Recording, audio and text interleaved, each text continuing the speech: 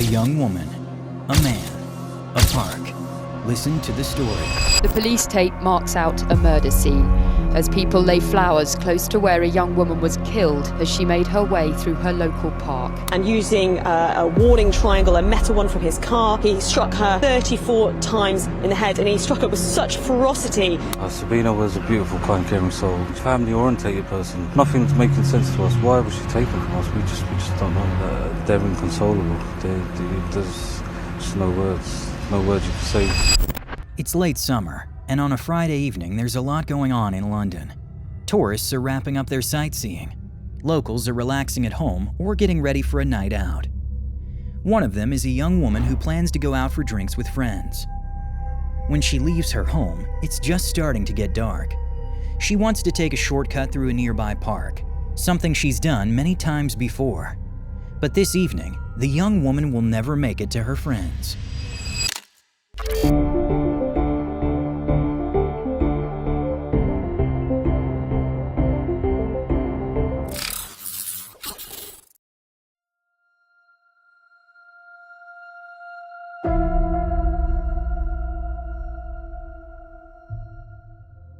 Sabina Nessa is 28 years old and works at a primary school in the London district of Lewisham.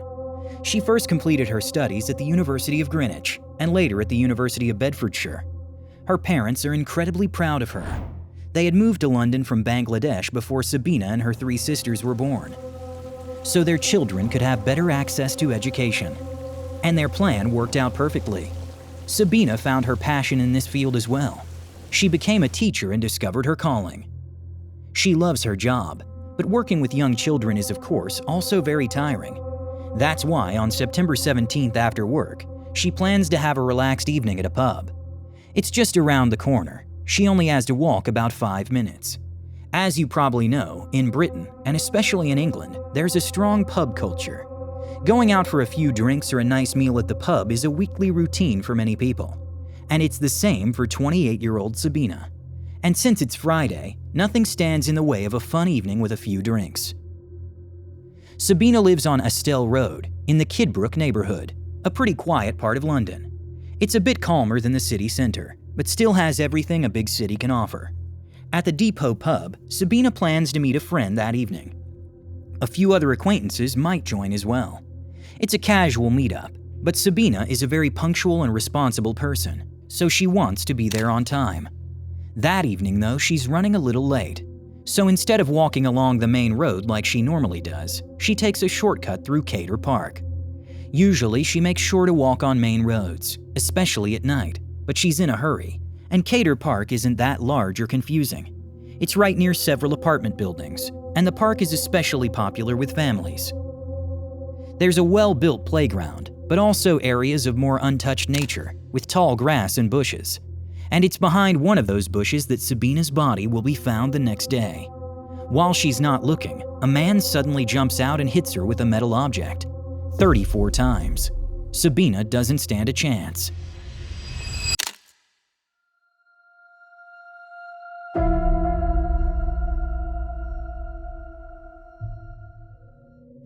When a passerby finds Sabina's body in a bush in Cater Park, he first thinks the person is just unconscious. But then he sees how badly injured she is. Police arrive within minutes, but by then, nothing can be done for the 28-year-old. Sabina had already died the evening before from her injuries. Along with the severe blunt force injuries, she'd also been strangled, which was likely the final cause of death.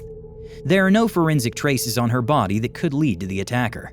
However, the park is thankfully under video surveillance, and even though it was already dark at the time of the attack, the killer made a critical mistake. As I mentioned earlier, the weapon was a metal object, but not just any object. It was a reflective traffic triangle. Because of that, even in the darkness, the reflection of the weapon is visible on the surveillance footage. Over the next few days, the police work around the clock to collect and review more footage from cameras in the area around the park. Step by step, they're able to find clearer images of the suspect, until they're finally able to put together a full description of the man. For a short time, a 38-year-old man from Lewisham is arrested, but the suspicion against him can't be confirmed, so he is released. The hunt for Sabina's killer continues. Officers review hundreds of hours of video footage, and finally they get a major breakthrough. In one of the recordings, the suspect is seen carrying the murder weapon toward a car, a Nissan Micra. The car's license plate is clearly visible on the footage, and based on that, along with the suspect's movements, police now have enough to issue an arrest warrant for the registered owner of the vehicle. In the middle of the night, police raid an apartment in the English town of Eastbourne. The suspect's name is Kosi Selimaj, and he allows himself to be arrested without resistance. At first, he says nothing, but the sneakers police find in his apartment say more than enough. There are traces of blood on them, and later analysis clearly confirms that the blood belongs to the murdered Sabina. Kosi Selimaj is 36 years old and originally from Albania. As a teenager, he moved to Greece, and later as a young man to England. There, he works delivering pizzas and takes on odd jobs. He doesn't live in the capital of London, but in the coastal town of Eastbourne. Thanks to witness statements and phone data, police are able to reconstruct the suspect's movements on the day of the murder.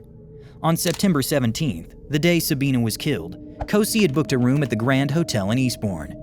You might wonder why he would book a hotel room in the town where he already lives. The reason is that his estranged wife works at that exact hotel. She had only managed to leave him in the summer of 2021, and I say managed because he had repeatedly been violent toward her, including episodes where he strangled her. This separation causes two problems for Kosi. First, he loses his wife. Second, he could potentially lose his right to stay in the UK. All of this happens after Brexit, and Kosi only has permission to live in the UK because of his marriage. His wife is Romanian, which makes her an EU citizen. Under the EU settlement scheme, even after Brexit, EU citizens are allowed to stay in the UK without British citizenship, and that right is extended to their spouses. That's why Kosi is allowed to live in the UK, because of his marriage, even though he's not an EU citizen himself. To put it simply, if the divorce goes through, there's a good chance Kosi will have to leave England.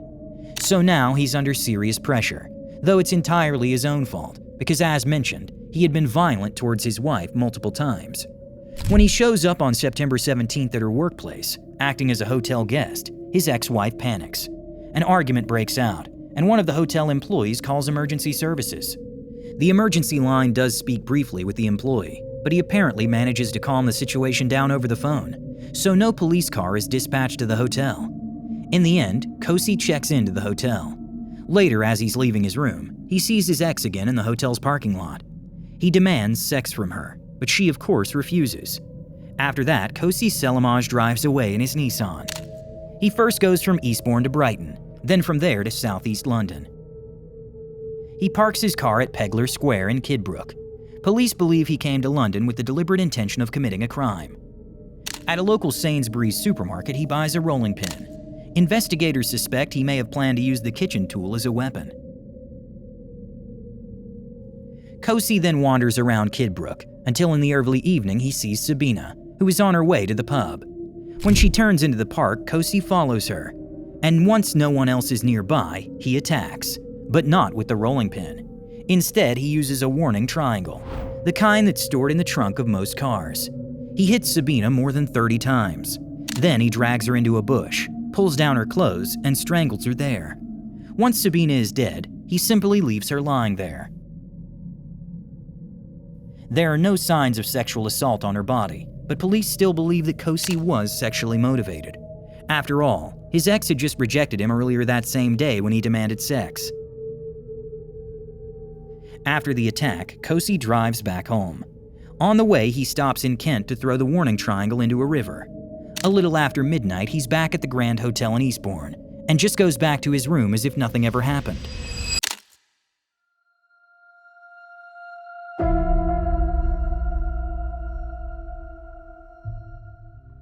At first, Kosi stays silent when questioned by police.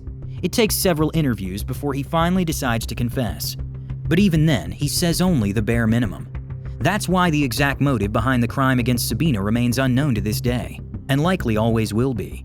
Kosi Selimaj's defense team tries to challenge the murder charge by having him admit that he is responsible for Sabina's death, but claim that he did not murder her. This could have left room for the case to be seen as manslaughter or an accident, rather than premeditated murder. But in the end, Kosi pleads guilty to murder. He is sentenced to 36 years in prison. However, he does not appear in court during sentencing, choosing instead to avoid taking responsibility, even in front of Sabina's family. Instead, Kosi's sister and his father travel from Albania to attend the hearing. They want to show respect to Sabina and Nessa's loved ones, at least in some way. After Sabina's murder, several vigils are held across London, drawing hundreds of people, including high-ranking politicians. Her murder sparks a major public debate about women's safety in London, because Sabina was killed by pure chance. Her killer had no personal motive. He didn't even see Sabina as a person. He saw her only as a potential target for his violence. Shortly after Sabina's murder, the mayor of London described the daily violence against women as a kind of epidemic. The case later makes headlines, mainly because at first there's hardly any media coverage at all.